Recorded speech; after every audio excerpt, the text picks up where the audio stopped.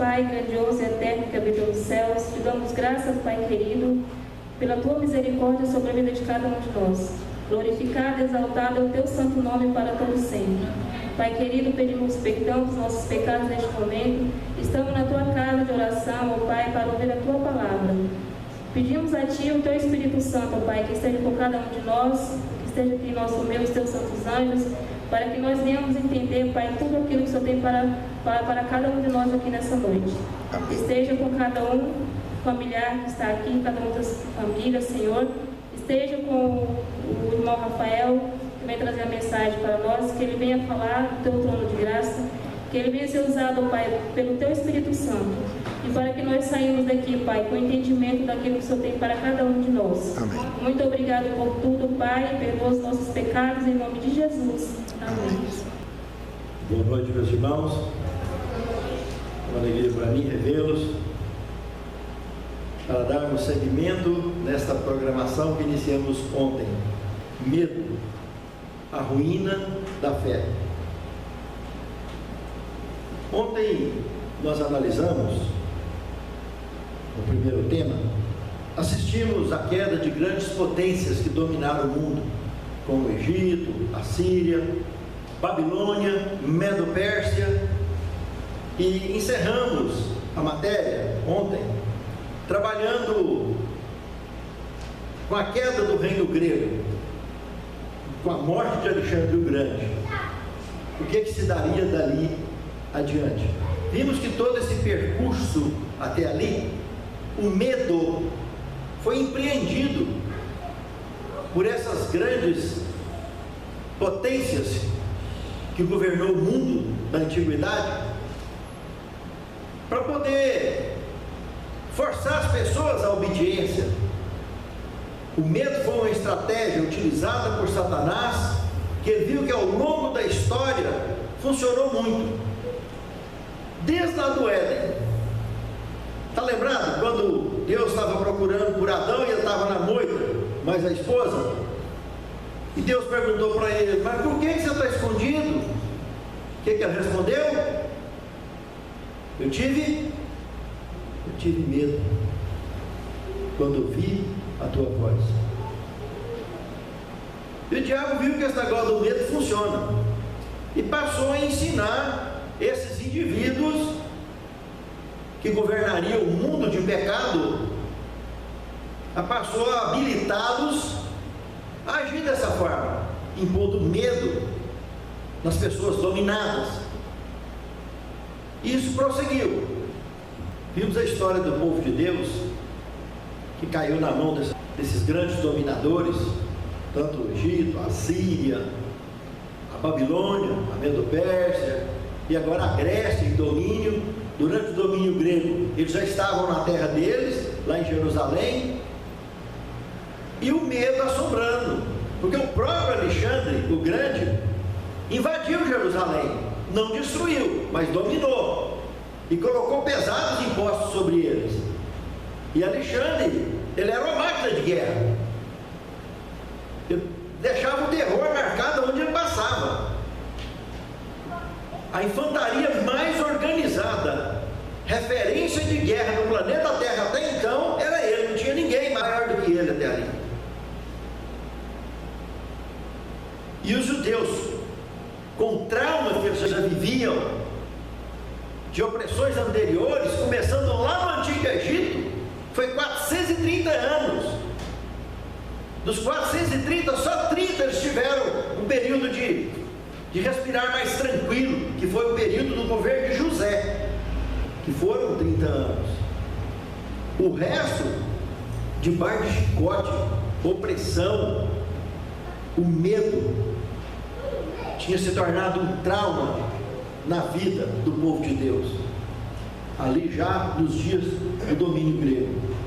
Mas uma coisa que nós devemos observar, que é a coisa certa: mesmo o mortal, no auge do que ele acha que conhece da vida, do que ele acha que tem poder, no auge, jamais deve ser ignorado que Deus está com o seu povo.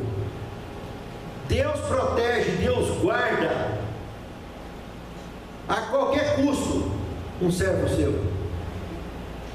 Na Bíblia Sagrada, se nós observarmos lá em Isaías capítulo 37, verso 36 ao 38, nós vamos observar um membro de um exército incontável que Deus tem, um membro só, um anjo desse.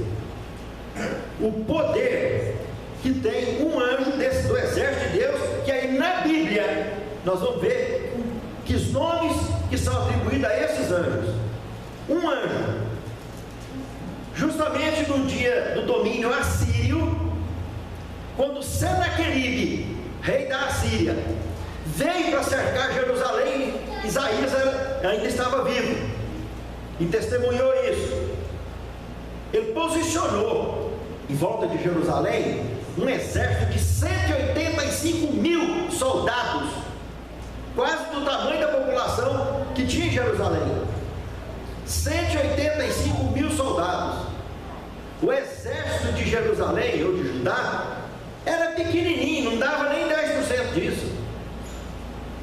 Ele estaria perdido, mas Deus avisou que ele não deveria enfrentar. Ele foi avisado e ele quis enfrentar, resolveu passar a noite lá, logo cedinho, em atacar Jerusalém, fazer o que ele fez lá em Samaria.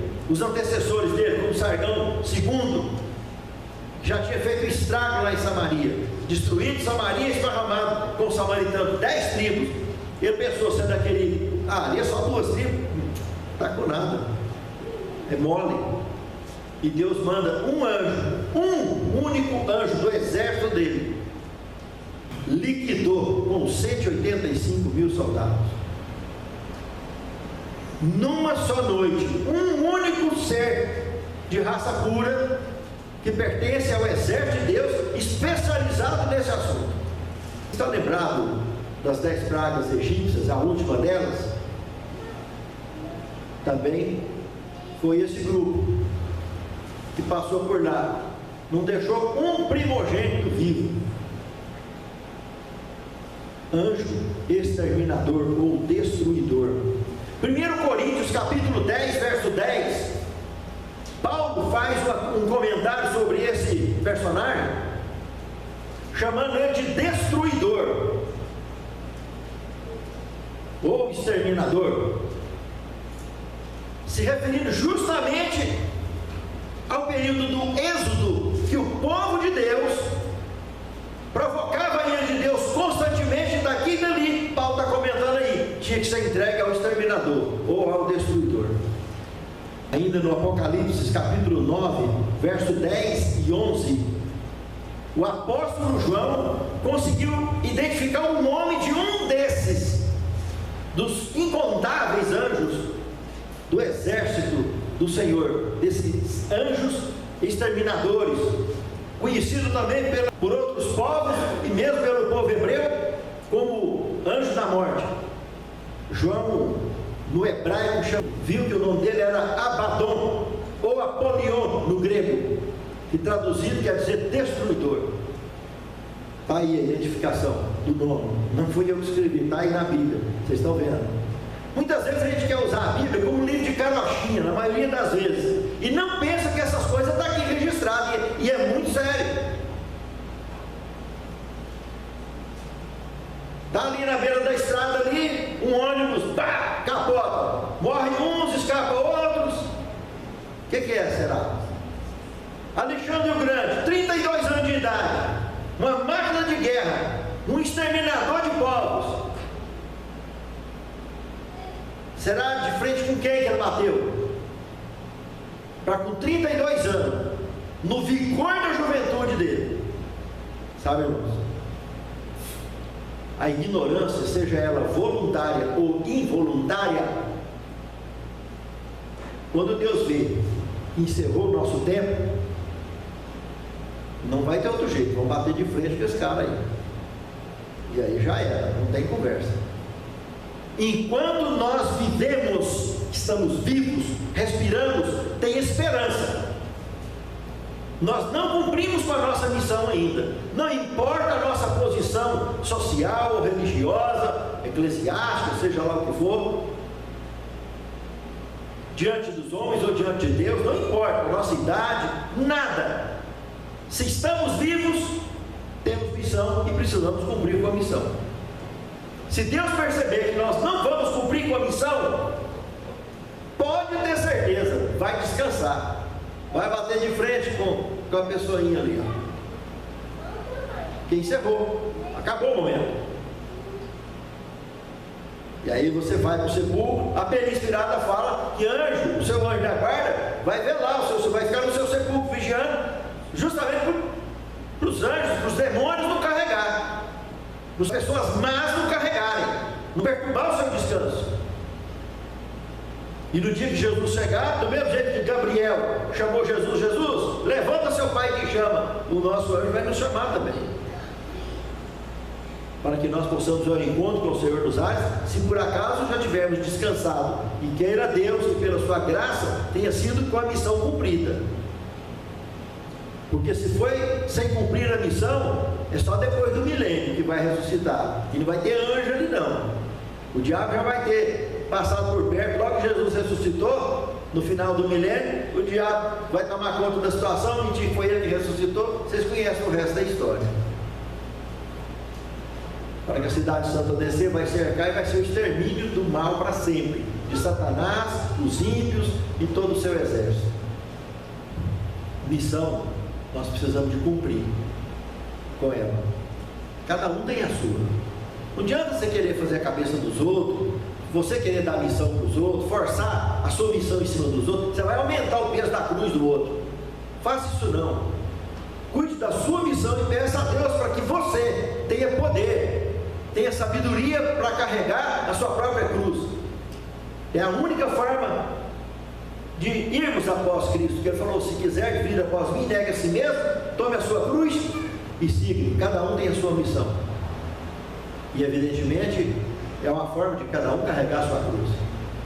Temos bons momentos, maus momentos, caímos e levantamos o tempo todo, não tem ninguém melhor do que ninguém diante de Deus, todos somos mortais, réis mortais e pecadores, o tempo todo. É a graça de Deus que nos livra dessa condição, graças à nossa determinação em cumprir com a missão, em andar nos caminhos de Deus, em não desviar os olhos de Cristo. Isso nos mantém seguros, nada mais que isso. Voltando aqui então para Daniel, no capítulo 8, prosseguindo com o nosso tema, nós tínhamos observado até a primeira parte do verso 8, agora vamos ver a segunda parte do verso 8 e o verso 9, aí onde mostra então, quando aquele chifre do bode que representa a Grécia, quando o chifre cai, representando Alexandre o Grande, nasce 4 menores no lugar dele. Esses 4, temos a interpretação clara e aberta no próprio conteúdo bíblico, que se refere aos 4 generais de Alexandre o Grande, Lisímaco, Cassandro, Silueque e Ptolomeu, que dividiram o reino entre si, com diversas guerras civis entre eles, e o reino grego, todo o domínio conquistado por Alexandre o Grande, que excedeu aos antigos dominadores até então, tanto de Egito, como a Síria, Babilônia, Medo-Pérsia, Grécia. Então chegou ao apogeu de conquistas, de um conquistador, de um governante mundial, de uma grande potência daquela época. Todo esse reino foi dividido entre esses 4 indivíduos, os seus 4 generais, à custa de briga e tudo mais, mas foi dividido, e com certeza, e isso enfraqueceu o reino. Mas é interessante observar o que está sendo comentado nessa questão aí, que de um desses chifres nasce nele uma pontinha, uma ponta pequena, que está chamando aí no texto bíblico. E meus irmãos, aí agora o bicho pegou. Vocês estão lembrados da aula passada, quando nós comentamos sobre o Império Romano, né? Está aqui agora surgindo na representação dessa ponta pequena. Cassandro foi o que ficou, dentre outras partes do reino, com a Macedônia e a Grécia. E foi justamente nessa região ali na Península Itálica, mais ou menos há 2000 anos antes de Cristo, se estabeleceu um grupo lá, um povo chamado Italiotas. Há mais ou menos 900 anos atrás, etruscos, outro grupo, outro povo também, que se estabeleceu ali na Península Itálica. E há 800 anos antes de Cristo, tudo antes de Cristo, 2000 anos antes de Cristo, 900 anos antes de Cristo, agora 800 anos antes de Cristo, os gregos se estabeleceram ali também. Então tinha 3 povos ali, que depois de muito brigar, guerra civil entre eles, confusão, vai daqui, vai dali, resolveram se unificarem, construíram uma cidade e deram o nome de Roma. Essa cidade ultrapassava já na antiguidade a 1 milhão de habitantes. Foi a cidade mais populosa da antiguidade. Etruscos, esse que eu acabei de comentar, que estava instalado lá há cerca de 900 anos, foi o cérebro desse Império Romano, tanto em matéria de arquitetura, arte de um modo geral, comércio e administração política. E era dos 3 grupos o que mantinha um espírito de monarquia organizado. Eles tinham um rei. Irmãos, esse foi o cérebro do Império Romano, que agora estava, essa cidade, sob o domínio de Cassandro, um dos generais de Alexandre o Grande, que ficou com essa área. Essa ponta pequena da Bíblia Sagrada, aqui no contexto do livro de Daniel, nos apresenta ela com 3 faces, consequentemente também 3 fases. A primeira fase representando o Império Romano Ocidental, esse que agora, na Batalha de Pydna, na Macedônia, no ano 168 a.C., enfrentou a Grécia e derrubou a Grécia. Vocês observaram um detalhe que eu comentei desde os povos passados? Destaquei, por exemplo, a Babilônia, que havia sido dominada pelos assírios, foi dominada pelo menos umas 3 vezes pelos assírios. O povinho de nada, pequenininho, foi cair na mão de Nabucodonosor, se tornou uma superpotência e derrubou os assírios e dominou o mundo daquela época. Comentei da Média e Pérsia. Os médios eram os maiores, os persas eram os menores. Aí os persas superaram muito aos medos, por isso que a profecia comenta que o chifre mais alto cresceu por último. A Babilônia tinha dominado esses reinos da Média, da Pérsia, muitas e muitas vezes, o tempo todo. Tinha dominado há muitos anos, o tempo todo debaixo da administração deles. Agora a Medo-Pérsia vai lá e domina a Babilônia, tudo que a Babilônia conquistou. A Grécia, um dos reinos dominados pela Medo-Pérsia, lá no cantinho para lá no ocidente, na Macedônia da vida para lá, vem e derruba a Medo-Pérsia, do comando de Alexandre o Grande.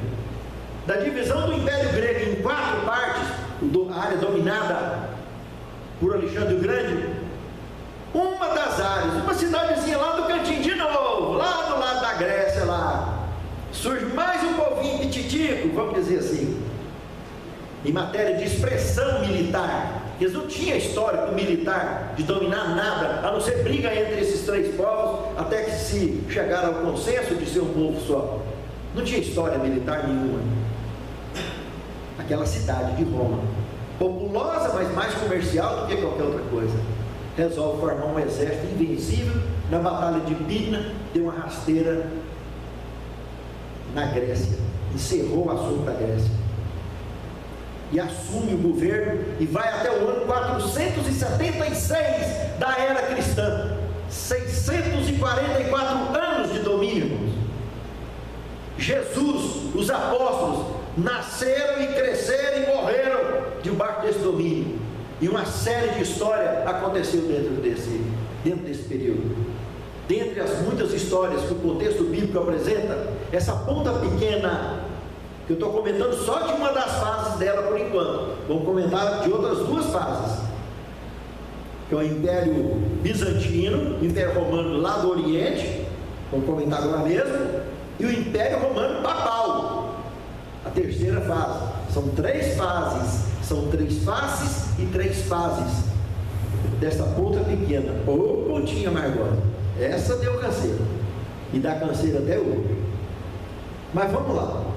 Vamos analisar alguns estragos, algumas obras que a profecia bíblica apresenta sobre essa ponta pequena.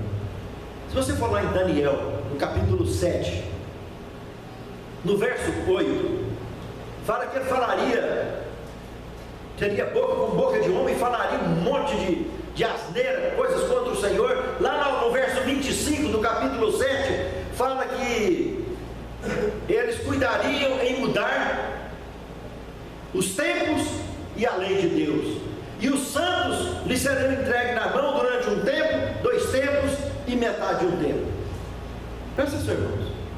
Essa ponta pequena que está falando que surgiu aí, teria boca que falava grandiosamente e faria um monte de estrago contra aquilo que Deus estabeleceu como seu exército aqui na terra. Que no capítulo 8 nós estudamos que Deus está chamando o exército do príncipe, estrelas que foram jogadas no chão, pisoteadas por esse império da ponta pequena, em todas as suas faces. O povo de Deus foi alvo, e continua sendo até hoje, alvo da perseguição do que Paulo, lá em Efésios capítulo 6, chama de potestades da maldade em lugares celestes. Por que em lugar celeste? Que pertence ao reino celeste.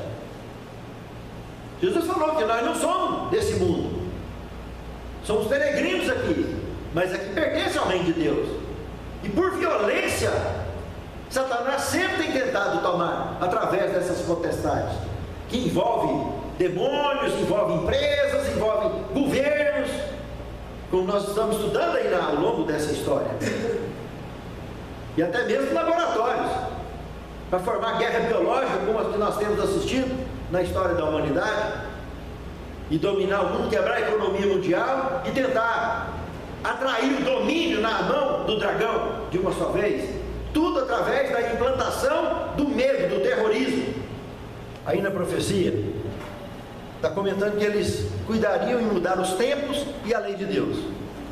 Entre o ano 321 e 323, o imperador Constantino, representando então essa face que nós estamos olhando, se aproximou da liderança da igreja na época, o bispo então de Roma, e fez as propostas que ele conseguiu alcançar êxito de mudar a lei de Deus. O calendário já tinha sido mudado umas 2 vezes, cumprindo essa profecia. Tiraram o sábado, colocaram domingo e dia santo, festas de guarda. Tirou o segundo mandamento que fala de imagem de escultura e foi puxando o terceiro para o lugar do segundo, Quando chegou lá no último, teve que dividir em 2 para poder continuar 10. Não cobiçar a mulher do próximo, não cobiçar as coisas alheias. Assim que ficou no Catecismo Dominical, que é o documento que sustenta a mudança por autoridade papal, mas promovida pelo Império Romano. Então a ponta pequena, em 2 das 3 fases dela, estava representada aí nessa atitude do que Daniel 7,25 está falando. Mas aí comentou uma outra coisa: os santos, ou o povo do príncipe, o exército de Deus aqui na terra, seria pisoteado por ele durante um tempo, 2 tempos e meio tempo. Como a visão do profeta foi antes de Cristo, era calendário lunar. Como quando ia acontecer seria na era cristã, era calendário solar. A média dos 2, o ano dá 360, então o ano é 360 dias, e o mês dá 30 dias. A média de dias do calendário, entre o calendário solar e o lunar. E o ano dá 360, a média dos 2, da comparação de ano do calendário solar e do calendário lunar. Muito bem, então você está falando um tempo, um ano de 360, 2 tempos do dobro, 720. Meio tempo a metade de 360, 180. Tá bom. 0, 6 e 2, 8 e 8, 16, vai 1, 3 e 1, 4, 7 e 1, 12. 1260 dias. Mas em Ezequiel 4:6 diz que um dia em profecia é um ano. um ano. Então nós estamos aqui de cara com 1260 anos. Veja bem aqui, irmãos, observe um detalhe. Vai lá em Apocalipse, no capítulo 12, observe o verso 6. Está falando que quando a mulher, aí representando a igreja de Deus, essa mesma que lá no verso 17 fala que guarda os mandamentos de Deus e tem testemunho de Jesus, né? A igreja verdadeira. Quando ela foi lá para os Estados Unidos, surgiu lá, nesse deserto que está falando aí no verso 6, ela ia passar quanto tempo lá? 1260 dias fora da vista da serpente. E lá no verso 14, qual a linguagem que ele usa lá? E foram dadas 2 asas de grande águia para a mulher, para que ela voasse ao deserto, ao seu lugar preparado por Deus, para que ali ficasse durante um tempo, 2 tempos, metade do tempo, fora da vista da serpente. A mesma linguagem do profeta Daniel, que é a mesma dos 1260 anos. Tá bom. Lá em Apocalipse capítulo 13, verso 5, também fala que foi dado uma boca para a besta proferir coisas em blasfêmia durante 42 meses. Quantos dias tem cada mês? 30. 2 vezes nada, nada. 4 vezes nada, nada. 3 vezes 2, 6. 4 vezes 3, 1260.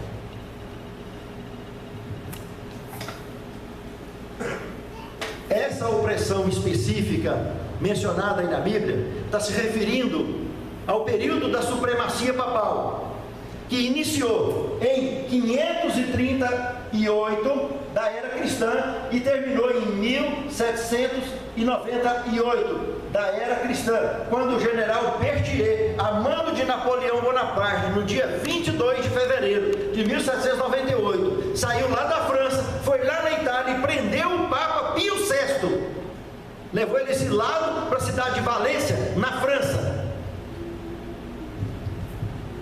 8 menos 8, nada. 9 menos 3, 6. 7 menos 5, 2, 1. Quantos anos que deu?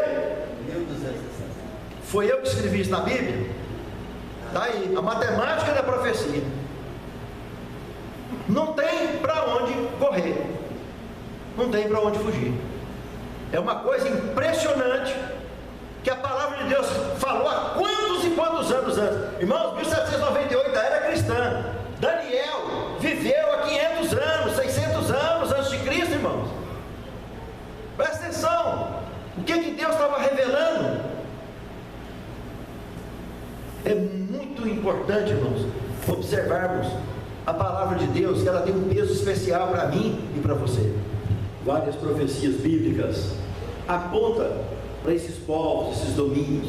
Se você for lá em Daniel 2, está falando da estátua: cabeça de ouro, peito de prata, cintura de bronze, as pernas de ferro e os pés de barro, mar de ferro, mostrando, evidentemente, Babilônia, cabeça de ouro, peito de prata, Medo-Pérsia, cintura de bronze, a Grécia, as pernas de ferro, Império Romano, e os pés, parte de barro e ferro, um reino dividido. Quantos dedos tem os pés?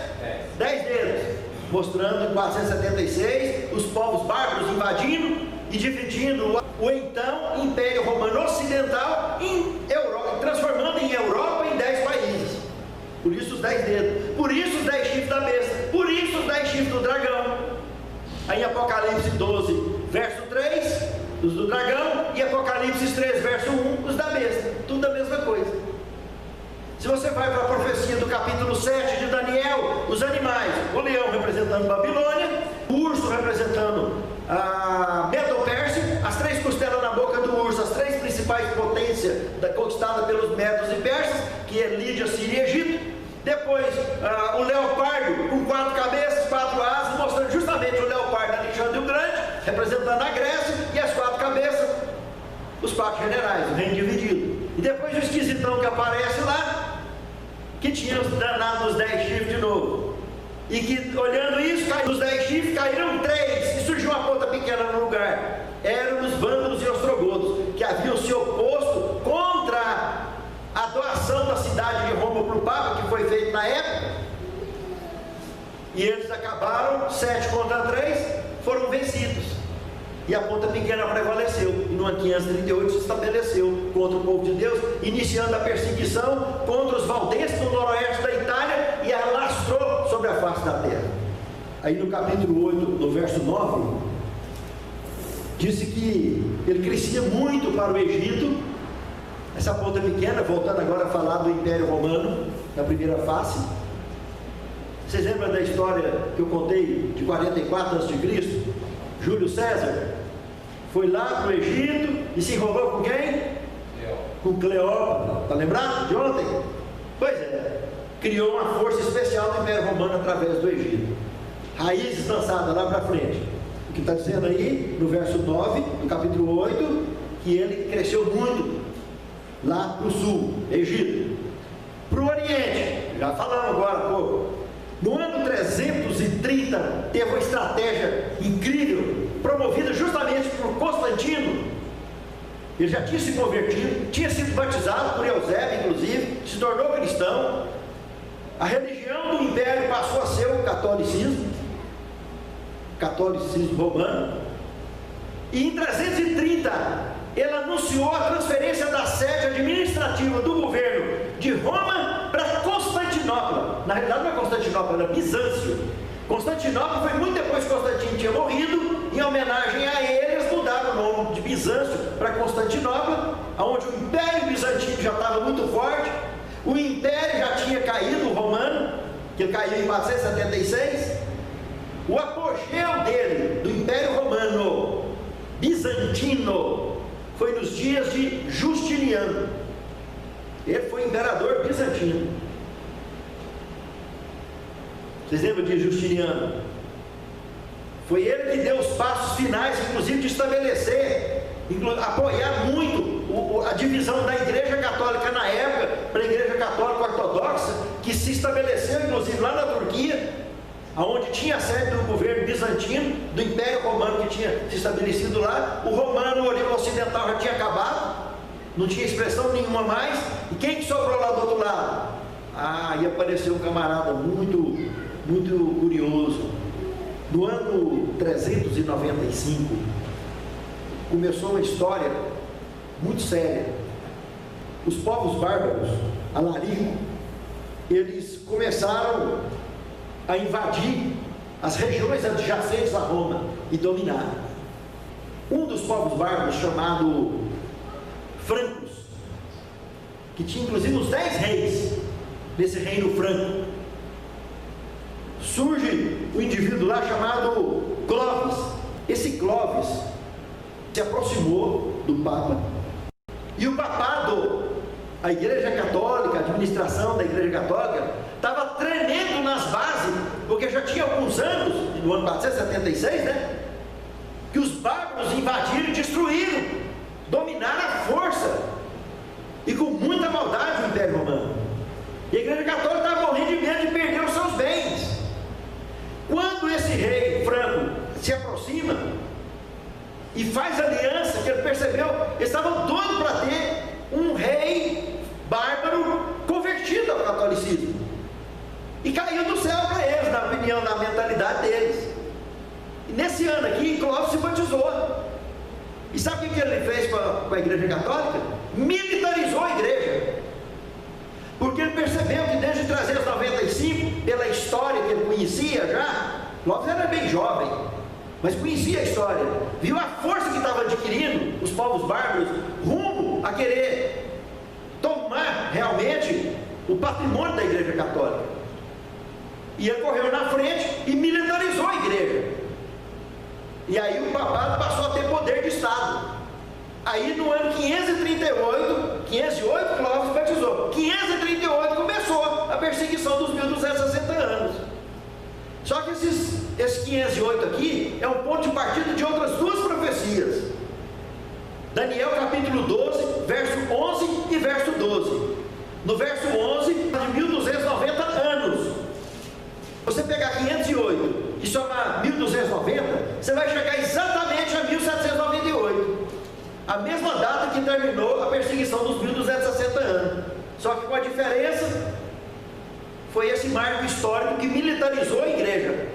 inicialmente Reino Franco, mais tarde seria conhecido como França, o país organizado propriamente dito.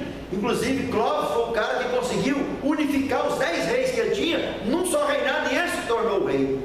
Desses 10 reinos que já era dominado, que já fazia parte, que compunham os povos francos. E assim França se estabeleceu. Houve um apoio recíproco entre os francos e o papado. E o papado adquiriu força a ser igual, com poder militar, passou a ser temido pelos povos bárbaros. Aí sim, a outra do verso 12, fala de 1335 dias, que é anos também. Partindo do mesmo ponto de partida, de 508, você vai chegar a 1843. Por que 1843 e não 1844? 1844 terminou os 2.300 anos de Daniel. Porque 1844 soma um ano zero. Foi antes de Cristo. Aqui não soma um ano zero. Mas em 1843 foi exatamente o período precursor de Guilherme Miller, aonde em 1844, dia 22 de outubro, teria o grande dia da decepção.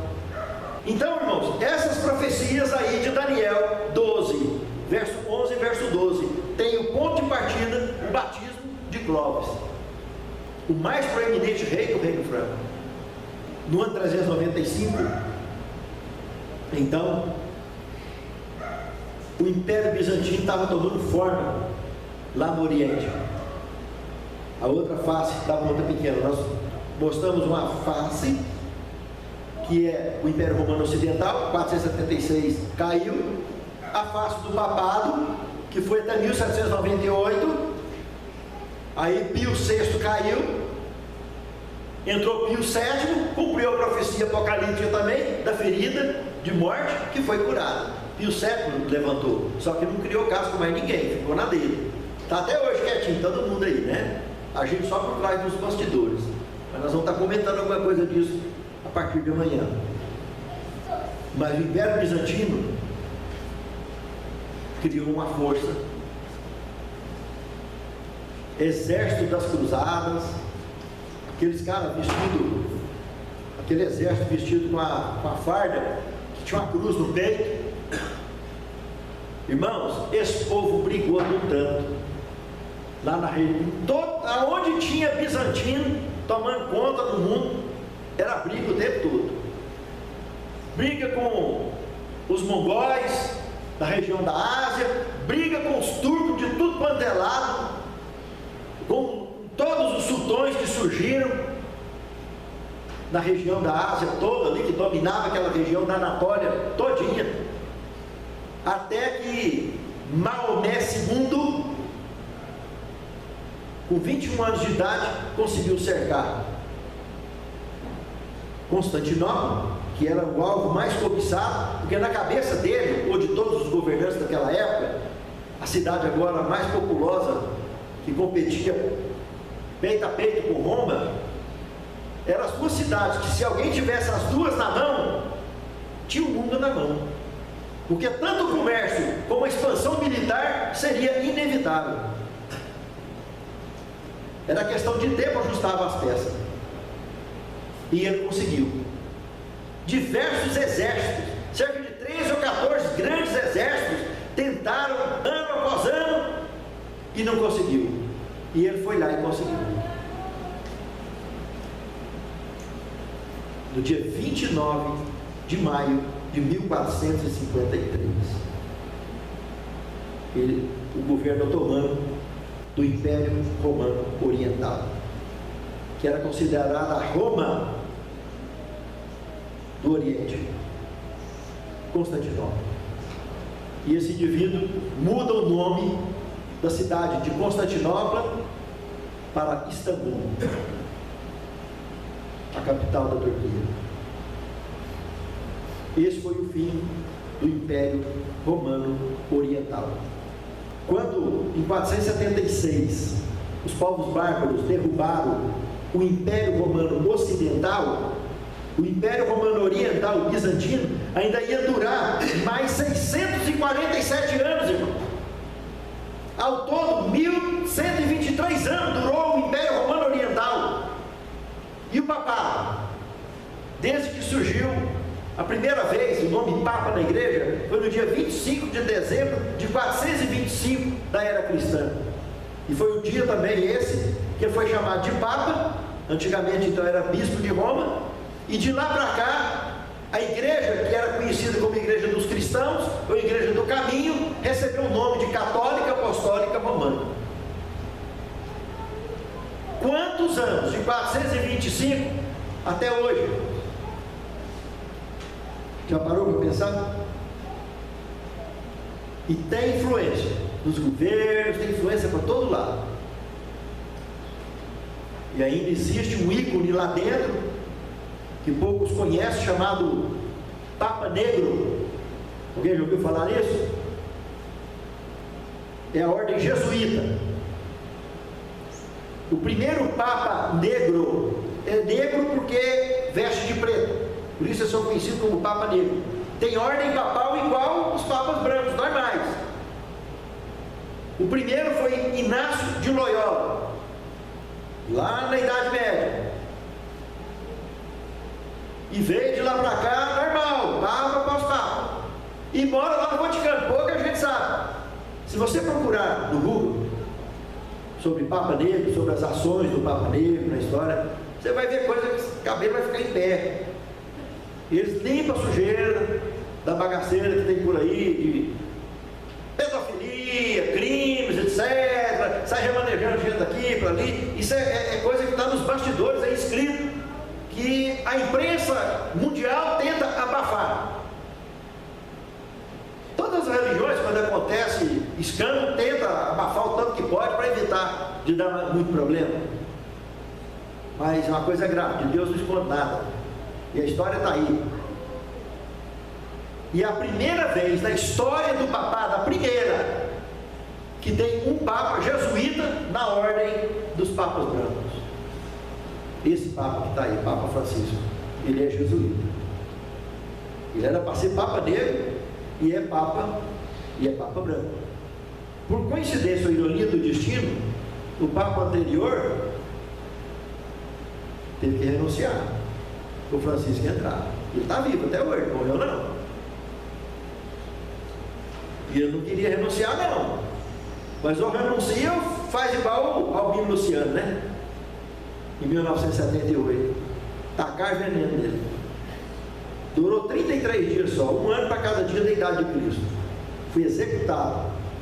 David Alop, o maior investigador vivo na época, que era um católico que morava lá na Inglaterra, foi chamado pelo Vaticano, pago pelo baixo clero do Vaticano, para investigar e aprovou tudo por A mais B. Precisava de exumar o cadáver para dar a prova final. E aí foi a primeira vez, João Paulo II, que tinha ocupado, porque o João Paulo I, que é o Albino Luciano, morreu, né? Aí João Paulo II ganha, e João Paulo II, por ironia do destino, fazia parte dos 120 nomes que Albino Luciano tinha descoberto de gente envolvida com escândalos na igreja e ser excomungado. João Paulo II fazia parte dos 120 nomes que estavam na relação de Albino Luciano. Não foi à toa que ele foi morto. E aí o João Paulo II corre, viaja aos Estados Unidos, cumprindo a profecia de Apocalipse 17, verso 3. De Apocalipse 13, verso 12. Das duas bestas se encontrar. Que duas bestas? Besta da terra, que é Apocalipse 13, verso 11, governo americano, e a besta do mar, lá no deserto, Apocalipse 17, verso 3. E vi uma mulher, sistema católico tradicional, a meretriz, montada nas costas de uma besta que tinha 7 cabeças e 10 chifres. Está se referindo à besta do mar, lá no deserto. E o deserto é a besta da terra. Apocalipse 13, verso 11, onde tem aquela que tem 2 chifres semelhantes do cordeiro, mas que falaria como um dragão. Cumpriu essa profecia. E Ronald Reagan, que era o presidente na época, era maçom do 3º grau. O vice dele era Bush, que era maçom do 32º grau, do penúltimo grau da maçonaria. Ronald Reagan beija a mão do Papa, o Papa beija o chão americano. Foi a primeira vez oficialmente que um líder que um Papa pisa em território americano, porque lá era uma nação protestante, eram inimigos, e a Constituição teve que ser alterada para eles poderem votar parceiro. Isso foi feito depois desse encontro. Irmãos, a palavra de Deus é muito ampla. Se nós formos comentar todos os detalhes de tudo isso que aconteceu, nós vamos passar a noite inteira aqui, é pouco. Mas eu tenho no meu canal o Escatologia 5. Você vai ver assunto lá, você não imagina que tem dentro da Bíblia. Às vezes tem que pegar até uma folhinha de boldo, amassar no copo, colocar água e tomar umas bicadinhas de vez em quando, dar conta de engolir. Que é duro, tem uns trem duros de engolir lá. Mas sabe, irmãos, não foi eu que escrevi. Esse livro aqui, a Palavra de Deus, não é livro de carochinha, não. Não é livro para sair batendo o dedo no meio, caçando promessa, não.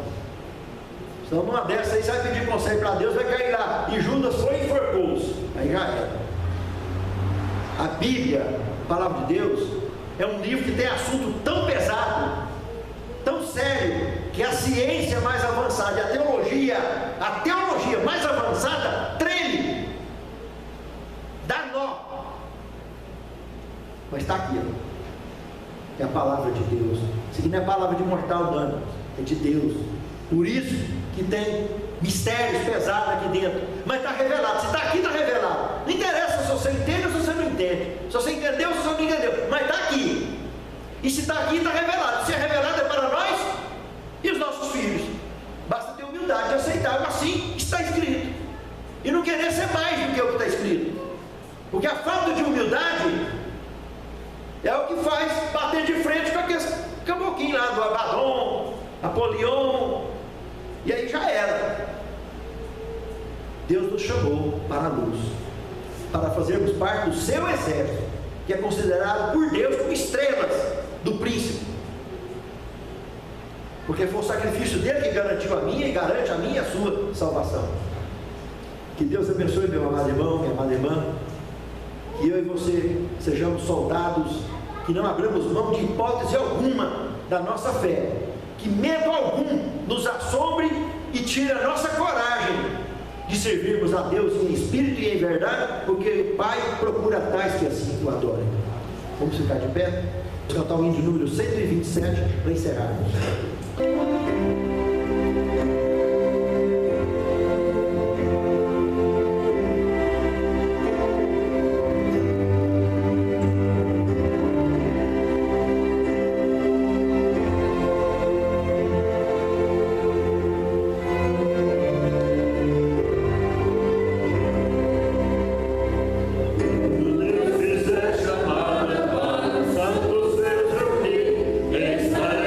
lá.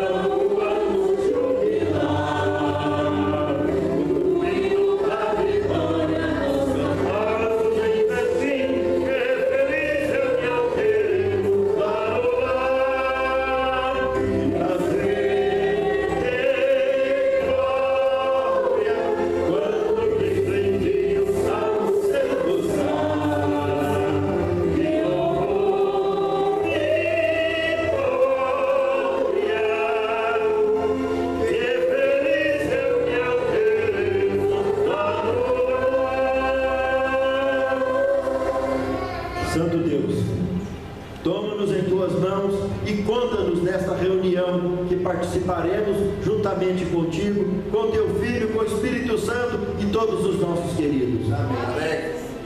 Leve-nos de volta aos nossos lares, proteja-nos, guia-nos e traga-nos de volta amanhã, para continuarmos te adorando na beleza da tua santidade. Amém. Te pedimos essas bênçãos, agradecidos, em nome de Jesus. Amém. Amém. Estaremos lá perante